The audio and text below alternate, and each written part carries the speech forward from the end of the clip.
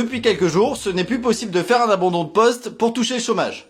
C'est-à-dire qu'avant, il y avait trois solutions. Soit tu te faisais licencier, soit tu faisais une rupture conventionnelle, numéro 2, soit tu faisais un abandon de poste si, en clair, on voulait ni te licencier, ni faire une rupture conventionnelle. C'était les trois solutions.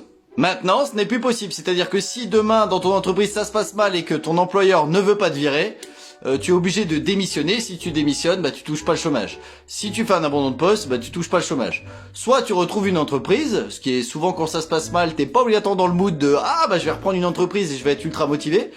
Soit tu restes enfermé dans ton entreprise.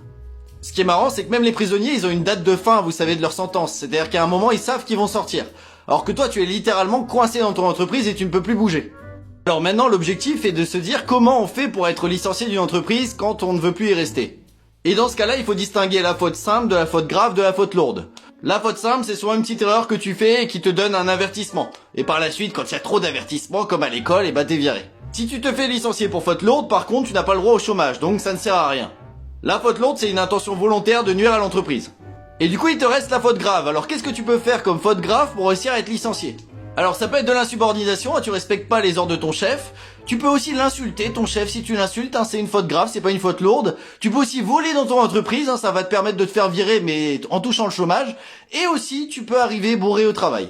Donc voilà, voici des solutions qui te permettront de toucher le chômage. N'hésite pas à picoler, avec modération bien sûr, si tu souhaites toucher le chômage, parce que c'est quand même bien moins grave que d'abandonner son poste là où tu es mal.